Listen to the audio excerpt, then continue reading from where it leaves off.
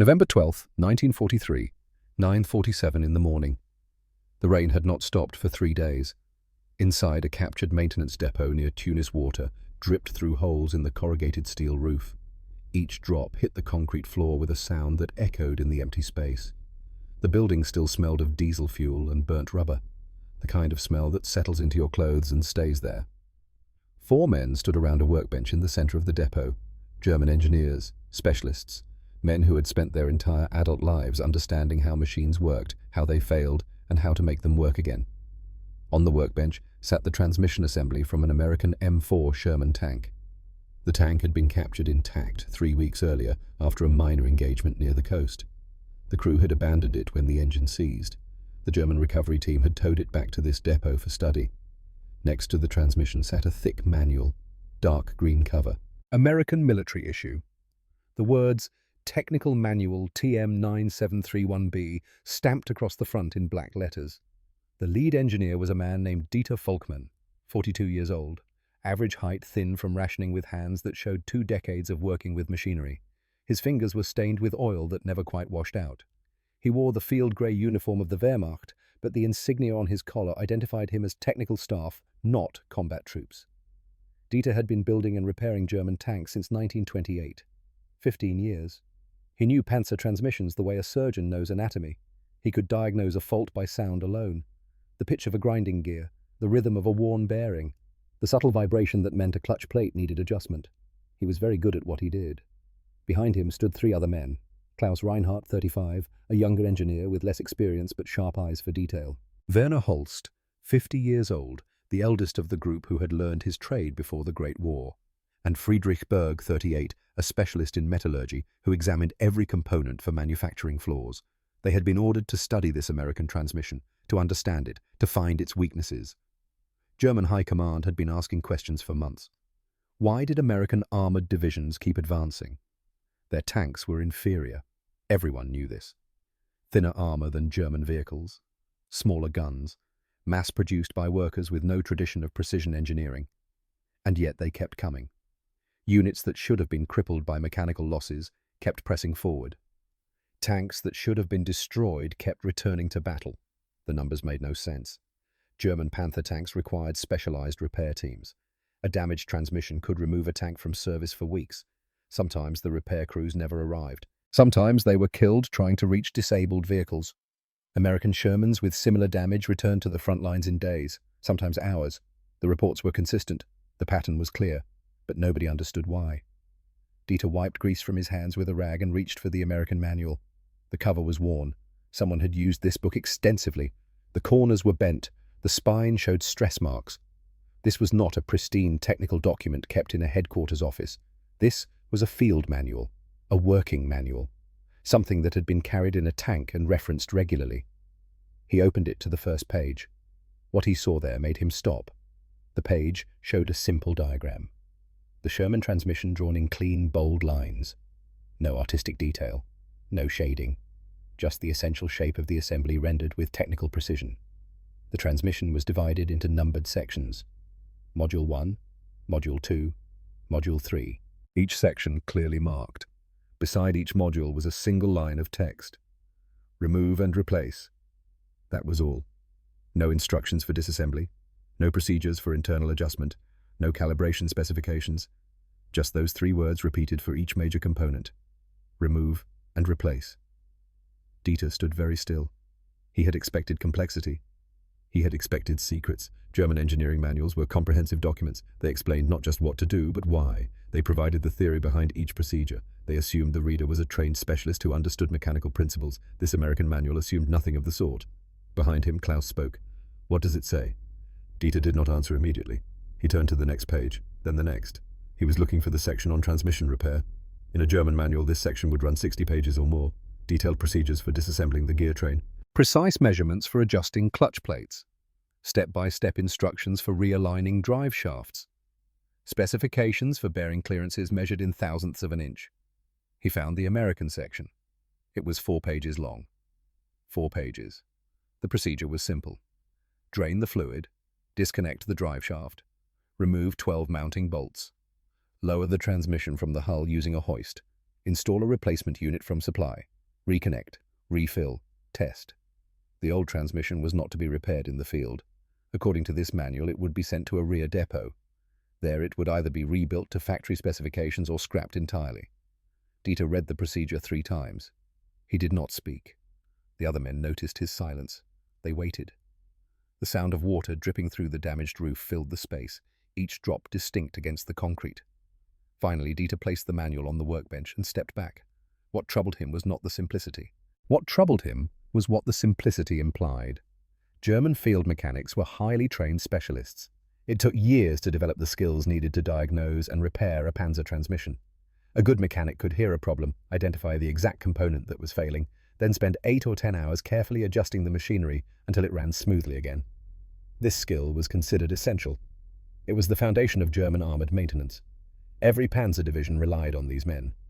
Their expertise had been cultivated through formal apprenticeships, practical experience, and continuous training. The American manual suggested this skill was unnecessary. Worse than that. The American manual suggested this skill was inefficient. A German field mechanic might spend 8 hours repairing a transmission. He would need specialized tools, replacement gaskets, calibration equipment, absolute focus. Any mistake would require starting over. Any interruption would cost time. An American crew following this manual could replace an entire transmission in under 2 hours. They needed a hoister replacement unit from supply and a basic toolkit. No special training, no years of apprenticeship, no master mechanic supervising their work. The German approach produced 1 repaired tank after 8 hours of expert labor. The American approach produced 1 operational tank after 2 hours of ordinary labor. And the American approach could be performed by any crew at any location with minimal supervision. The implications made Dieter's chest feel tight. If American factories could produce enough replacement modules, and if American logistics could deliver those modules to forward areas, then American armored units would have unlimited mechanical endurance. Every breakdown would become a 2-hour delay instead of a week-long absence. Every damaged component would become a minor inconvenience instead of a critical loss. Werner moved closer to the workbench. "Let me see." Dieter handed him the manual without speaking. Werner read for several minutes. His expression did not change, but his breathing became slower, more deliberate. When he finished, he set the manual down carefully. "This is not a repair manual," Werner said quietly. "No," Dieter replied. "This is a disposal manual." "Yes." Klaus picked up the manual next. He was younger, less experienced. But he understood immediately what he was looking at. His face showed something between confusion and disbelief. "They throw away entire transmissions. They replace them," Dieter said. "But that is wasteful." "Is it?" The question hung in the air. Friedrich the metallurgist spoke for the first time. "If the replacement costs less than the repair time, it is not wasteful. It is practical." Werner looked at him sharply. "You cannot put a price on craftsmanship." "War does exactly that," Friedrich replied. "Every hour a tank sits disabled is an hour the enemy advances. If you can repair it in 8 hours or replace it in 2, which choice keeps more tanks in the fight?" No one answered. Dieter turned away from the workbench and walked to the nearest window. Rain streaked the glass. Through the water he could see the motor pool beyond, rows of German vehicles, half of them sitting idle awaiting parts that might never arrive, awaiting specialist teams stretched impossibly thin across the entire North African theatre. He thought about his son. Lucas was 16 years old, training right now to be a tank crewman. In 6 months, maybe less, he would be assigned to a Panther or a Tiger. He would climb into a machine that represented the peak of German engineering. Powerful, sophisticated, deadly. And if that machine broke down in the field, if the transmission failed or the engine seized, Lucas would sit inside awaiting a repair team that might not come. While American crews in their inferior tanks would unbolt the damaged component and install a replacement in 2 hours. Dieter touched the inside pocket of his uniform. He carried a photograph there. Lucas, at 14, standing next to the family car, smiling. The boy wanted to serve, wanted to be part of something larger than himself, wanted to defend the homeland. Dieter wanted him to survive.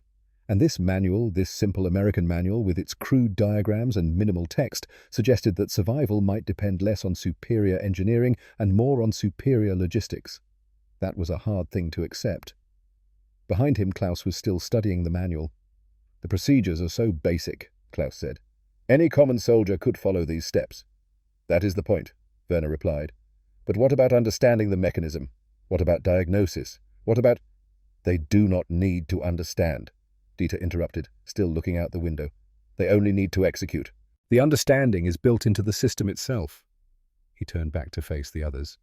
We train men to think, to adapt, to solve problems they have never encountered before. That takes years, and when one of those men is killed, all that knowledge dies with him. The Americans train men to follow procedures. That takes weeks, and when one of those men is killed, the procedure remains. Another man picks up the same manual and continues the work. Friedrich nodded slowly. Replaceable mechanics for replaceable parts. Yes. Werner's face showed something close to anger now. This is an insult to the profession, to treat skilled mechanics as interchangeable labor. It is not an insult, Dieter said quietly. It is a different philosophy entirely. He moved back to the workbench and placed his hand on the Sherman transmission. We build machines meant to last forever. They build machines meant to last long enough. We train irreplaceable specialists. They create replaceable procedures. We perfect individual units. They standardize entire systems. Which approach works better when your specialists are dead and your factories are burning? The question was rhetorical. They all knew the answer. They could see it in the reports. They could see it in the field. American armor kept moving. German armor kept awaiting repairs. Dieter looked at Klaus. Remove this transmission. Sir, I want to see how it comes out. Follow the American procedure exactly. Use only basic tools. Klaus hesitated, then nodded. He examined the manual again, studying the diagrams. Then he selected a wrench from the tool cabinet. Standard size, 9/16 inch. The other engineers watched. Klaus began with the mounting bolts. 12 of them arranged around the perimeter of the transmission housing. He worked methodically, following the sequence shown in the diagram. Every bolt was the same size. Every bolt required the same wrench. Every bolt came free with the same amount of effort. No special tools needed, no custom fittings, no individual adjustment. When Klaus reached the driveshaft connection, he paused. The coupling here, he said. On a Panther, this would require alignment. Each vehicle is slightly different. You have to know the specific tolerances for that particular tank. What does the manual say? Dieter asked. Klaus checked. It says, disconnect the coupling. That is all. Then disconnect it. Klaus did. The coupling separated with simple bolts. No alignment required. No individual variation. The pattern continued. Each step in the procedure worked exactly as the manual described. No surprises, no complications, no places where specialist knowledge was required. 45 minutes after Klaus began the transmission, sat on the floor of the depot completely removed from the tank. The German engineers stood in silence. 45 minutes. A comparable operation on a Panther would have taken 4 hours, minimum, and that was with an experienced crew who knew that specific vehicle. This American transmission had come out of a tank that none of them had seen before, using a manual they had just read for the first time with basic tools. Dieter knelt beside the transmission. He examined the mounting points. Then he went to the tool cabinet and retrieved a set of precision calipers. These were expensive instruments, capable of measuring to 1/10,000th of an inch. Dieter had owned this particular set for 12 years. He trusted them completely. He measured the distance between mounting bolt holes. Then he checked the specification listed in the American manual. The deviation was less than 3/10,000ths of an inch. He measured again. Different mounting points, same result. A third time, same result. Dieter stood slowly. He felt something cold settling in his stomach. This level of precision meant something very specific. It meant that any replacement transmission from any American factory would fit this vehicle. Not approximately. Not with minor adjustment. Exactly. And if that was true for transmissions, it was likely true for everything else. Engine mounts, drive wheels, track assemblies, turret rings, electrical systems, fuel pumps, cooling assemblies. Every major component built to tolerances so precise that complete interchangeability was guaranteed. The German team understood precision manufacturing. Germany had pioneered many of its techniques. German engineering was respected throughout the world for exactly this reason. But German precision was used to build unique, optimized components. Each piece fitted to its specific location during assembly. A Panther transmission was not quite the same as the next Panther transmission, close but not identical. Each required individual attention from a skilled mechanic who knew how to work with those small variations. American precision served a different purpose. American precision eliminated variation entirely. The Germans built parts that were perfect for one vehicle. The Americans built parts that were perfect for every vehicle. Werner was examining the shipping container that had held the transmission. It was still in the depot, pushed against one wall. Wooden crate, reinforced corners, rope handles. There are markings here, Werner said. Dieter joined him. The crate bore stamps from multiple locations: a factory in Indiana, 3 separate inspection checkpoints, dates, serial numbers, quality control signatures, and something else. A card attached to the interior of the crate. Heavy paper printed with a grid. 17 separate measurements listed in rows. Each measurement had a specified tolerance range. Each tolerance had been verified and signed off by an inspector. Dieter lifted the card carefully. The signatures were accompanied by employee numbers. Beneath each number, someone had written a name in pencil: Ruth Morrison, Dorothy Hayes, Betty Sullivan, women's names. "These inspectors," Friedrich said, reading over Dieter's shoulder, "these are not engineer designations." "No," Dieter agreed. "Then who are they?" "Factory workers. Ordinary workers trained to use measuring instruments and follow quality control procedures."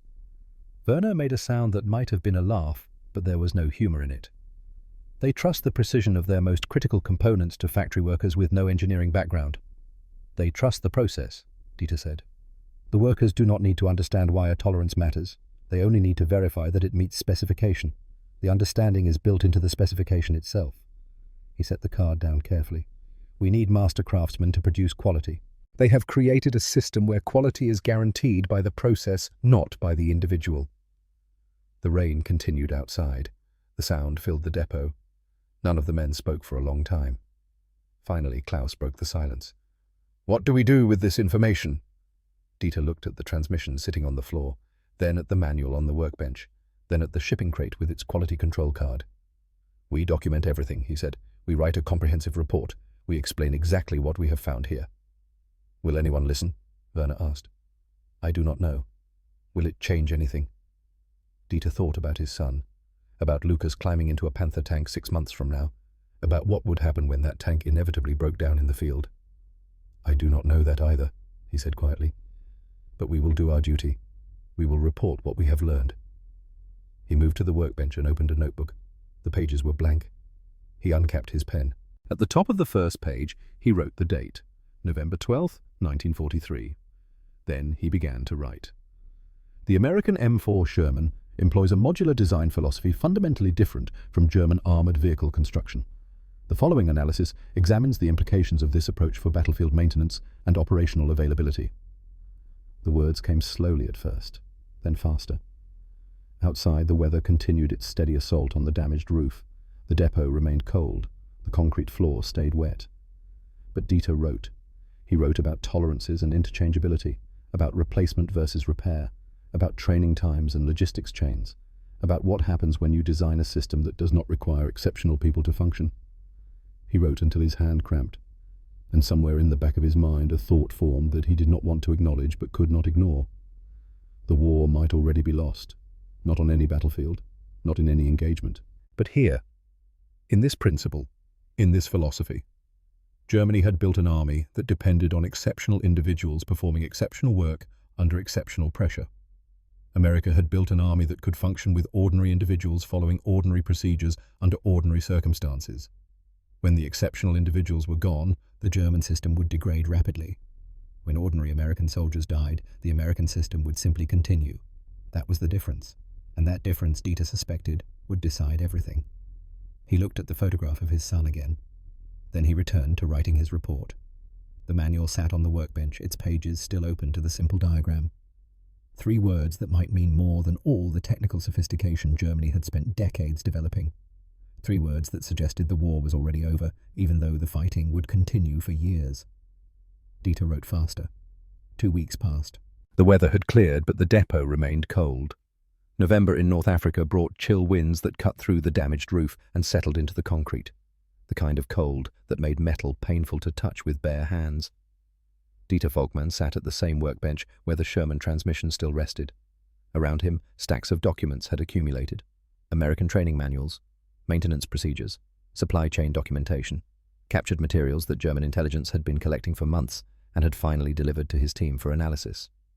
He had not slept well in days. Every document he read confirmed what he had begun to suspect 2 weeks earlier. Every piece of evidence pointed to the same conclusion, and that conclusion was becoming harder to ignore. The other engineers had dispersed to their regular duties. Klaus was in the field with a Panzer battalion. Werner had been reassigned to a factory inspection in Germany. Friedrich remained at the depot, but he spent most of his time analyzing metal samples from destroyed vehicles. Dieter was alone with the American documents. He opened a new manual. This one was different from the technical maintenance guide. The cover read, Training Program Vehicle Maintenance Specialist Course. He read the course outline. 8 weeks. 8 weeks total training time to produce a qualified Sherman mechanic. The German equivalent training program ran 2 years, minimum. Most mechanics apprenticed for 3 or 4 years before they were considered truly competent. 8 weeks. Dieter turned the pages slowly. The American training was divided into clear segments. Week 1 and 2 covered tool identification and basic mechanical principles. Week 3 and 4 focused on bolt removal procedures and torque specifications. Week 5 and 6 taught assembly replacement techniques. Week 7 and 8 consisted of field practice exercises. No advanced theory. No diagnostic training. No instruction on how to analyze unfamiliar problems. Just procedures. Do this then this. Check this measurement. If it exceeds tolerance, replace this component. The manual included sample test questions. Dieter read through them. Question 7. When removing a transmission assembly, what is the correct sequence for disconnecting the drive shaft? Question 12. If fluid pressure exceeds specifications, what is the proper response? The answers were multiple choice. The correct response to question 12 was not diagnose the cause of excess pressure. It was replace the pump assembly and forward the damaged unit to depot maintenance. No analysis required. No troubleshooting, just execution of documented steps. Dieter closed the manual and rubbed his eyes. He thought about his own training. 1926, when he was 16 years old. His father had taken him to the Daimler-Benz factory in Stuttgart, introduced him to master mechanic Hoffmann, a man with 40 years of experience who could diagnose any mechanical problem by sound and touch alone. Dieter had spent 4 years learning from Hoffmann, not just procedures, but principles. How to understand the relationship between components, how to visualize forces and stresses inside an assembly, how to solve problems that had never been encountered before. It had been difficult, demanding. Many apprentices failed, but those who succeeded became true craftsmen. Men who could adapt to any situation, men whose knowledge and skill were irreplaceable. That was the German way. The American way was different. The American way assumed that individual knowledge was a weakness, not a strength. That expertise concentrated in a few specialists created vulnerability. That the best system was one that required the minimum possible skill from the maximum number of people. Dieter stood and walked to the window. Outside he could see the motor pool. A Panther sat idle awaiting a new final drive assembly. The part had been ordered 3 weeks ago. It still had not arrived. The specialized factory that produced final drives for Panthers was operating at reduced capacity after an Allied bombing raid. No other factory could produce that exact component. So the Panther sat, perfectly functional except for one broken part. 45 tons of sophisticated engineering rendered useless because a single component had failed, and the replacement system could not respond fast enough. Dieter wondered how many Panthers were sitting idle across the entire German army. How many Tigers? How many vehicles that could be fighting but instead were immobilized? Awaiting parts. Awaiting specialists. Awaiting a logistics system that was stretched beyond its capacity. He returned to the workbench and opened another document. This one was a production report. American manufacturing data captured from a supply depot. The numbers were staggering. Sherman tank production 49,234 units through October 1943. Panther tank production 6,000 units through the same period. The ratio was bad enough, 8-1. But Dieter knew that production numbers told only part of the story. What mattered was availability. How many of those tanks were actually in the field operational ready to fight? He found a German after-action report from Tunisia. The document included vehicle availability rates for various engagements. Panther availability, 45% on average. For every 100 Panthers produced, only 45 were typically available for combat. The rest were in repair awaiting parts or being transported to maintenance facilities. He searched through the captured American documents for comparable data. Sherman availability, 85%. 85%. Dieter did the calculation in his head. 49,234.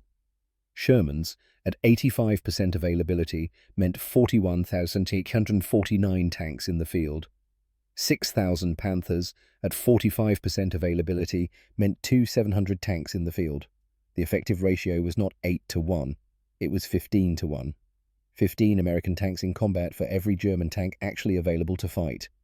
And that assumed equal combat losses, which was not the case. American logistics could replace destroyed tanks faster than German logistics could repair damaged ones. The numbers were crushing. Dieter sat down heavily. He pulled out a sheet of paper and wrote the calculations clearly. Then he stared at what he had written. Germany was not losing tank battles because American tanks were superior. Germany was losing the war of availability, the war of logistics, the war of systems. And that war had been decided before the first shot was fired. The door to the depot opened. Friedrich entered carrying a metal sample case. He saw Dieter at the workbench and paused. You are still working on this? Yes. For 2 weeks? Yes. Friedrich set down his case and approached the workbench. He glanced at the open documents, the production figures, the availability calculations. Bad? He asked. Worse than bad. Friedrich pulled over a stool and sat. Tell me. Dieter explained. The training differences, the replacement philosophy, the availability ratios. He spoke quietly, methodically, laying out each piece of evidence. When he finished, Friedrich was silent for a long moment. This is why they keep advancing, Friedrich said finally. Yes. Not because their tanks are better, because their tanks are always there. Yes. Friedrich reached for one of the manuals, flipped through the pages, stopped at a diagram showing a modular engine assembly. I have been analyzing their metallurgy, Friedrich said. The steel quality is inferior to ours. The casting techniques are crude, but the standardization is perfect. Every part from every factory is identical within tolerances I have never seen before. He set down the manual. We make better individual parts. They make perfect systems of adequate parts. And in war, which matters more? Dieter asked. Friedrich did not answer immediately. Dieter pulled out another document, one he had been avoiding. A field report from the Eastern Front. December 1942. The account described a Panther battalion that had suffered transmission failures across multiple vehicles during the winter offensive. The failures were not catastrophic, not combat damage, just normal mechanical wear accelerated by extreme cold. 3 vehicles broke down on the same day. The battalion had 2 specialist mechanics qualified to repair Panther transmissions. Both men worked around the clock. They managed to repair 1 vehicle in 4 days. While they worked, the other 2 Panthers sat idle. On the 5th day, a Soviet counterattack hit the battalion's position. The 2 idle Panthers were captured intact. The specialist mechanics were killed. The single repaired Panther was destroyed by artillery. The battalion effectively ceased to exist as a fighting unit because 3 transmissions failed and the repair system could not respond fast enough. Dieter pushed the report across the workbench to Friedrich. Read the last paragraph. Friedrich scanned to the end. The commanding officer notes that if replacement transmissions had been available, all 3 vehicles could have returned to service in 1 day. Yes. But replacement transmissions were not available because we do not build systems that way. No. Friedrich handed back the report. How many times has this happened? Across all fronts? I do not know. But the pattern is consistent. Dieter opened his notebook, turned to a page covered in calculations and notes. A Panther breakdown requires specialist attention. If the specialist is available, repair takes 3 to 4 weeks. If the specialist is not available, the tank is abandoned. A Sherman breakdown requires basic labor. If spare components are available, replacement takes 2 hours. If components are not available, the crew awaits resupply, which typically occurs within 24 hours. The American system has shorter repair times and shorter resupply times. It is faster at every stage. Friedrich leaned back. What are you going to recommend in your report? The truth, which is that we cannot compete with this system using our current approach, that we have lost the war of logistics before we even understood we were fighting it. They will not want to hear that. No. They will say you are being defeatist. Probably. They will ignore the report. Dieter looked at the photograph of his son still tucked in his notebook. I know. But he would write it anyway. Because someone needed to document what was happening. Someone needed to explain why German armor, despite its technical superiority, was losing the war of availability. Someone needed to tell the truth, even if no one wanted to hear it. Friedrich stood. I have metallurgy samples to analyze. But Dieter, before I go, let me say this. Dieter looked up. You are a good engineer, a brilliant engineer, and you are doing the right thing by documenting this, but you need to understand something. What? The system we have built, the philosophy we follow it, is embedded in our entire culture, in how we train workers, in how we design factories, in what we value as a society. We value craftsmanship, excellence, the perfection of individual skill. America values efficiency, production, the optimization of systems over individuals. To change our approach would require changing everything, our factories, our training schools, our entire industrial philosophy. And we are in the middle of a war. There is no time to rebuild. Friedrich moved toward the door, then paused. We are watching the future defeat the past, Dieter, and there is nothing we can do about it. He left. Dieter sat alone in the cold depot. He thought about Friedrich's words, about cultural philosophy, about the impossibility of fundamental change during wartime. Then he thought about something else. The human cost. He pulled the photograph of Lucas from his notebook, studied his son's face. 16 years old, eager, proud to serve. In 6 months, Lucas would be in a Panther. And when that Panther broke down, Lucas would be one of the men sitting inside, vulnerable, exposed, awaiting rescue that might never come. The thought made Dieter's hands shake. He set the photograph down carefully on the workbench. Then something happened that had not happened since Dieter was a child. He began to cry. Not loudly, not dramatically.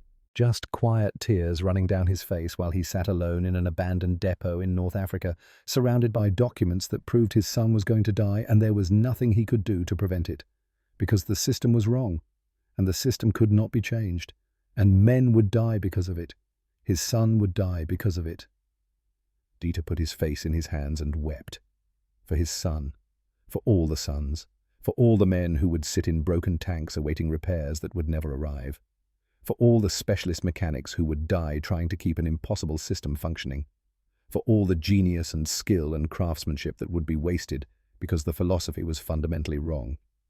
He cried until there were no more tears.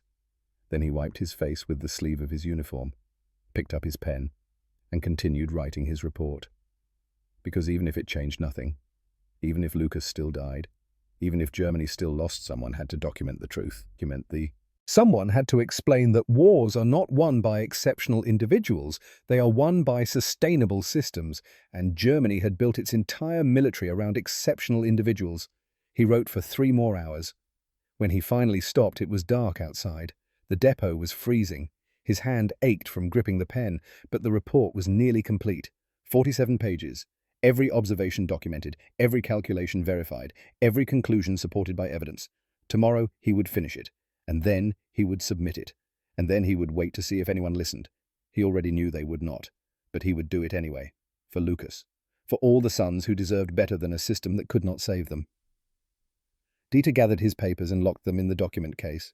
Then he walked out into the cold North African night, thinking about his son and wondering how much time they had left before the inevitable happened.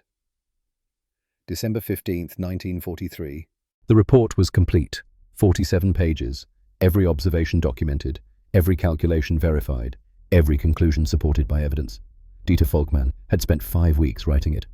5 weeks reviewing captured American documents, analyzing maintenance procedures, calculating availability rates, and documenting the systematic differences between German and American approaches to armored vehicle logistics. The final document sat on his desk in a leather folder. Official Wehrmacht technical report format. Proper headers, numbered sections, charts and diagrams inserted at appropriate intervals. He had titled it, Analysis of American Modular Maintenance Systems and Implications for German Armored Operations. Professional, neutral, the kind of language that would not immediately be dismissed as defeatist propaganda. But the conclusions were devastating. Dieter read through the summary one final time before sealing the report for submission. The American military has developed a maintenance philosophy fundamentally incompatible with German traditions of precision engineering. This philosophy prioritizes operational availability over technical perfection. It achieves superior battlefield effectiveness not through better individual components, but through superior systems integration. Key findings. American mechanics require 8 weeks of training versus German requirement of 2 years. American field repairs average 2 hours versus German average of 40 hours. American availability rates exceed 85% versus German rates below 50%. Effective American armor superiority is 15-1 when accounting for availability differentials. Recommendation: German armored forces cannot compete with American logistics using current maintenance doctrines. Fundamental restructuring of training, production, and supply systems is required. This restructuring would require minimum 18 months and complete retooling of existing factory infrastructure. Conclusion. The window for implementing necessary changes has closed. American systems' advantage is now insurmountable within the time frame of current conflict. He had written it as carefully as possible, documented every claim, provided mathematical proof for every calculation. It would not matter. He knew this, but he sealed the report anyway and prepared it for courier delivery to High Command. 3 days later, Dieter received orders to report to a facility outside Tunis for a presentation of his findings. He arrived at 0900 hours on December 18th. The building was a converted administrative office. French colonial architecture now serving as a temporary headquarters for Wehrmacht technical staff in North Africa. Inside a conference room on the second floor, 3 senior officers waited. General Heinrich Hoffmann, Logistics and Supply Coordination. A practical man who understood numbers. General Ernst Steiner, Armored Warfare Doctrine. A traditionalist who had helped design the Panther specifications. Colonel Wolfgang Adler, Technical Services, an engineer by training now responsible for maintenance operations across the theatre. Dieter stood at attention while the generals reviewed his report. No one spoke. The only sound was pages turning. 15 minutes passed. Finally, Hoffmann looked up. "Sit down, Volkmann." Dieter sat. Hoffmann tapped the report with one finger. "Your analysis is thorough." "Thank you, sir." "Your mathematics is sound." "Yes, sir." "Your conclusions are unacceptable." Dieter said nothing. Steiner leaned forward. "You are suggesting that American maintenance procedures are superior to German engineering standards." "No, sir. I am suggesting that American maintenance procedures are more effective for sustaining combat operations." "That is the same thing." "With respect, General, it is not. German engineering produces superior individual machines. American systems produce superior operational availability. These are different measures of success. In peacetime, individual quality dominates. In extended industrial warfare, systemic efficiency dominates." Steiner's face hardened. "You are saying we are losing. I am saying our maintenance philosophy cannot sustain the operational tempo required to win." The room went very quiet. Colonel Adler spoke for the first time. "Your recommendations call for complete restructuring of our training and production systems." "Yes, sir." "In the middle of a war." "Yes, sir." "That is impossible." "I know, sir." Adler blinked. "Then why recommend it?" "Because the analysis required complete conclusions, even if those conclusions cannot be implemented." Hoffmann stood and walked to the window, looked out over the city. "How long have you been studying this Volkmann?" 5 weeks of intensive analysis, sir, but I have been observing the patterns for nearly a year." "And you are certain of your findings?" "Yes, sir." "The 15-to-1 availability ratio, you are certain?" "The numbers vary by theatre and time frame, but the pattern is consistent. American availability rates exceed ours by a factor of 2.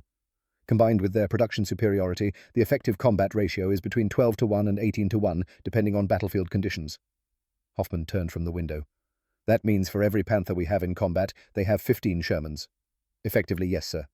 "And our Panthers are superior machines." "In direct combat, yes, sir.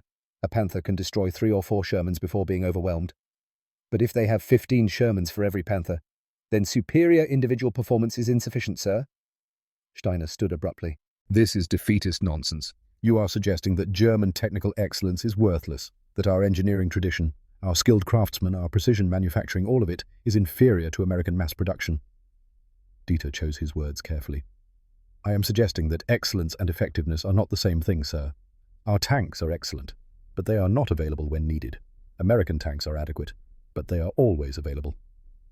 In war, available beats excellent." Steiner's hands were shaking. "I will not accept that. I will not accept that crude American manufacturing defeats German precision." "The battlefield data suggests otherwise, sir." "Then the battlefield data is incomplete."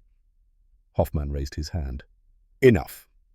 He returned to his seat, opened the report to a marked page. "Volkmann, you state here that changing our system would require 18 months minimum." "Yes, sir. That is an optimistic estimate." "Full implementation would likely take 24 to 30 months. And we would need to retool every maintenance depot, retrain, every mechanic restructure, our entire spare parts production and distribution network." "Yes, sir." "While continuing to fight." "Yes, sir." Hoffmann closed the report. "Then we cannot do it." "No, sir. Even if everything you have written is correct, we cannot implement the changes required." "I understand, sir. Our factories are already committed to current production methods. Our training schools are already operating at capacity with existing curricula. Our logistics networks are already strained beyond sustainable levels." We do not have the resources to rebuild our entire maintenance philosophy while simultaneously fighting a multi-front war. Dieter said nothing, because there was nothing to say. Hoffman was right. Every word was correct. Germany could not change its fundamental approach. Not now. Not in the middle of the largest war in human history. The system was locked in place by its own momentum. Colonel Adler spoke quietly. What you are telling us, Volkmann, is that we have already lost. Not this battle or that campaign, but the war itself. Lost it in our factories and training schools years before the fighting even began. Yes, sir.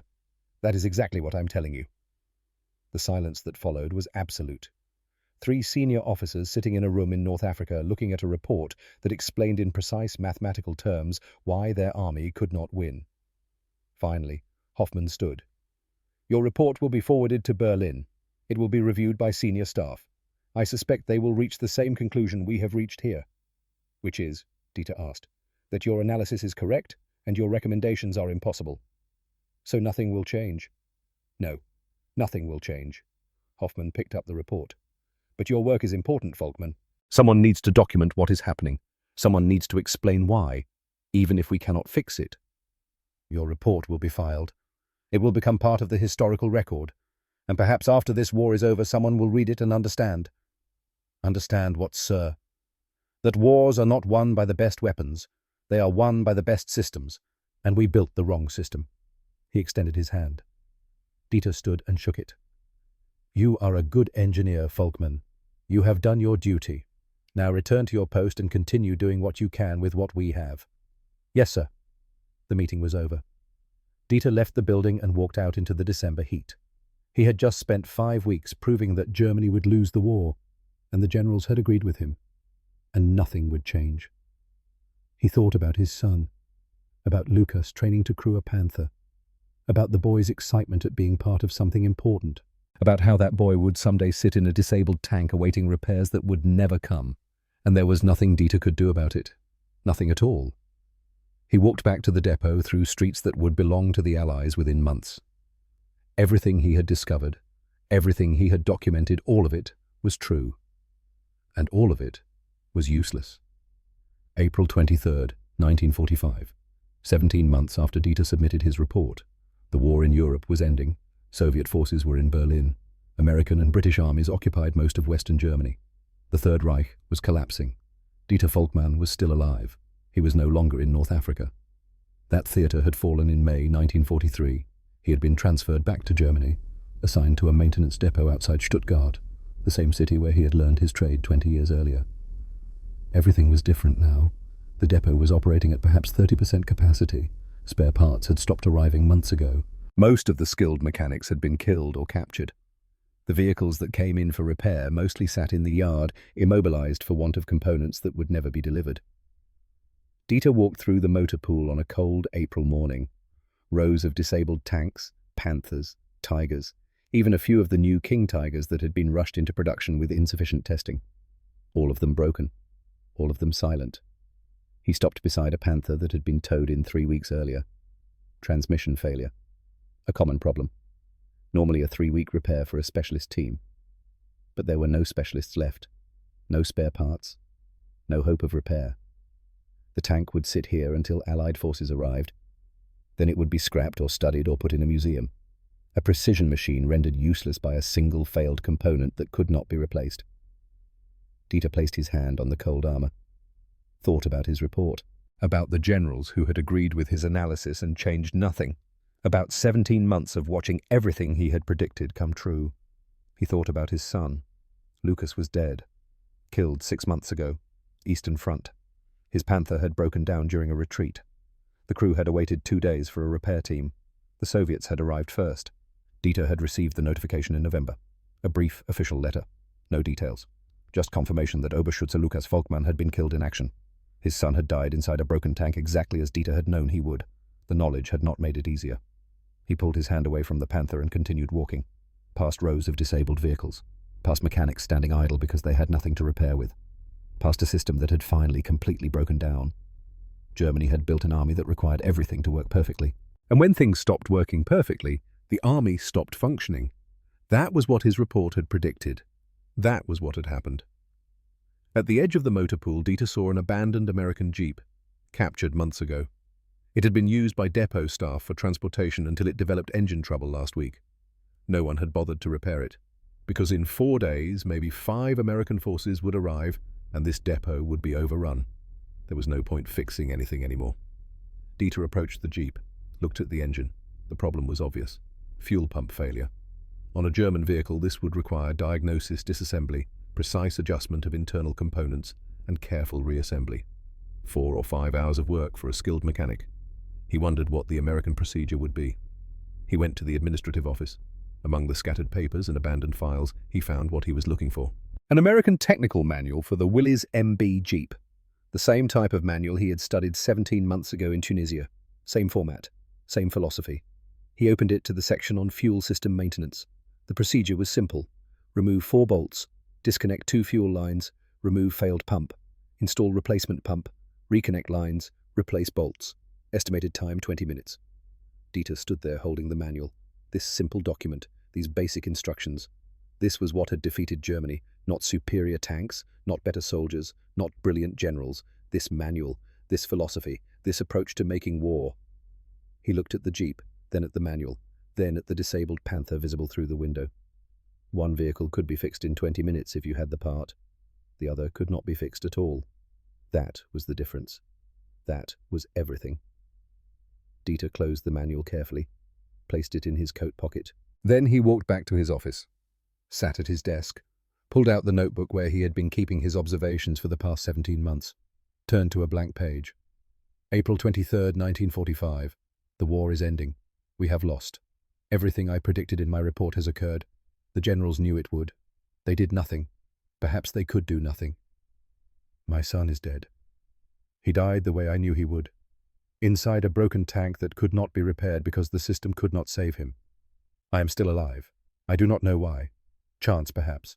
Or simply that mechanics are less likely to be in direct combat than tank crews. In a few days, American forces will arrive here. They will find this depot full of disabled German tanks. They will find vehicles that represent the peak of our engineering capability rendered useless by parts shortages and system failure. And they will understand what I understood 17 months ago in Tunisia. That we built precision machines. And they built sustainable systems. And that in war systems win. He paused, listened to the sounds outside. Distant artillery, getting closer every day. Then he continued writing. I am keeping the American Jeep manual, not as a trophy, as a reminder, as evidence of what defeated us. This simple document with its crude diagrams and basic procedures represents the future of manufacturing, the future of logistics, the future of war. Germany valued individual excellence. America valued systematic efficiency. Germany trained irreplaceable masters. America created replaceable procedures. Germany built things meant to last forever. America built things meant to last long enough. In extended industrial warfare, long enough is all that matters. He closed the notebook, set down his pen, sat in silence. Outside, the sound of artillery grew louder. The Americans were coming. They would arrive with their adequate tanks that always worked, and their simple procedures that anyone could follow, and their replacement parts that arrived when needed. And they would win. Not because they were better engineers, because they were better systems builders. Dieter looked at the photograph of his son one last time. Then he placed it carefully in his pocket, gathered his notebook and the American manual, and prepared for whatever came next. The era of precision craftsmanship was over. The era of systematic efficiency had begun, and there was nothing left to do but accept it. The war ended 3 weeks later. Dieter Volkmann survived. He was processed as a prisoner held for 6 months, then released. He returned to Stuttgart in October 1945. The city was in ruins. The Daimler-Benz factory where he had learned his trade was destroyed. The old workshop where master mechanic Hoffmann had trained him was gone. Everything from before was gone. But Dieter was still an engineer, and the world still needed engineers, just different kinds of engineers. In 1947, he accepted a teaching position at the Technical University of Munich. On his first day, he brought 2 items to class: the Panther Maintenance Manual, 60 pages on transmission repair alone, and the Sherman Maintenance Manual, 4 pages for the same procedure. He placed them side by side on the desk at the front of the lecture hall. 50 students watched him in silence. Gentlemen, Dieter began, Look at these documents. One represents the approach Germany took. The other represents the approach America took. One requires years of training to understand, the other requires weeks. One demands exceptional skill, the other demands simple execution. One produces perfect repairs when conditions are ideal, the other produces adequate repairs under any conditions. Germany chose the first path, America chose the second. He paused. Which approach won the war? The students looked uncomfortable. No one answered. I am not asking which produced better tanks, Dieter continued. I am asking which kept more tanks in the fight, which sustained operations when everything went wrong, which continued functioning when specialists were dead and factories were burning. The answer is the system that did not require perfection. He picked up the Sherman manual. This document changed the world, not because it was elegant, not because it represented superior engineering, but because it worked when nothing else did. Remember this lesson. The world we are rebuilding will not reward individual excellence the way the old world did. It will reward systematic efficiency, reliability, scalability. The future belongs to those who build systems that function with ordinary people following ordinary procedures, not to those who build precision machines that require masters to maintain. He taught that lesson for 20 years. Some students understood, some did not. But the ones who understood went on to shape the future. In 1962, a delegation of Japanese industrial engineers visited Germany. They were studying manufacturing techniques, learning from both German precision and American efficiency. One of them, a young man named Taiichi Ono, attended one of Dieter's lectures. After class, Ono approached the professor. Sir, may I ask a question about the American manual? Of course. You say it changed the world, but how? It is just a maintenance document. Dieter smiled. Come with me. He led Ono to his office, opened a desk drawer, removed the original Jeep manual he had kept since April 1945. This is not just a maintenance document, Dieter said. This is a philosophy, a way of thinking about production maintenance quality and human labor. The Americans understood something we did not, that in extended operations, whether war or manufacturing, sustainability matters more than perfection. They built systems that could continue functioning when key people were unavailable, when resources were scarce, when conditions were chaotic. That is what this manual represents. Ono studied the document carefully. We are trying to rebuild Japanese industry, he said quietly. After the war, everything was destroyed. We cannot afford to build the way Germany built. We cannot afford years of training. We cannot afford to depend on master craftsmen. We need to build the way America built. Then study this manual, Dieter said. Study the philosophy behind it. Apply it to your factories. Ono took notes.